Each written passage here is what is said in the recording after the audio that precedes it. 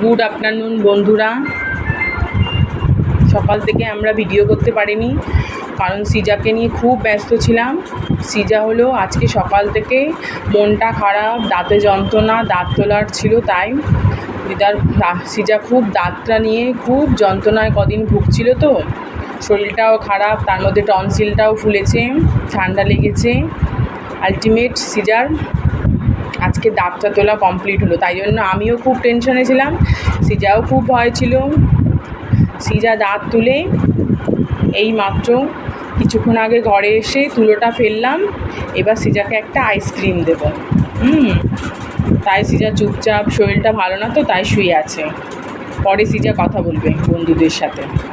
আপনারা ভালো থাকুন, সুস্থ থাকুন, আশীর্বাদ করবেন সিয়ার জন্য তাড়াতাড়ি করে ভালো হয়ে যায়। দাঁত তুলে এসছি, এই যে ডাক্তারের প্রেসক্রিপশান।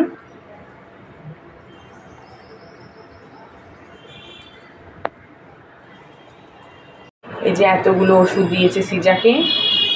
এটা হলো গ্যাসের ওষুধ, যে গ্যাসের ওষুধ, এটা ব্যথার ওষুধ, এটা হলো অ্যান্টিবায়োটিক, খেতে হবে 3 দিন। সিজা খুব দাঁতের যন্ত্রণায় কষ্ট পাচ্ছিল, বাচ্চাটা খেতে পাচ্ছিল না কিছু। আজকে সারাদিন দুধ ভাত খাবে। বন্ধুরা দেখতে থাকুন ভিডিওটা, পরে আবার দেখা হচ্ছে সিজাকে কী করায়। এই যে সিজা দুপুরবেলা গলা ভাত দুধ দিয়ে খেয়ে ঘুমিয়ে এখন ঘুম থেকে উঠে একটু ভাল লাগছে, তাই এখন খই দিয়ে দুধ দিয়ে এই যে খাওয়াচ্ছিলাম। প্রায় শেষের পথে, খেতে পাচ্ছে না তো, দাঁতে ব্যথা, সেই জন্য একটু ওষুধ খেয়ে ব্যথাটা কমেছে, অ্যান্টিবায়োটিক পড়েছে।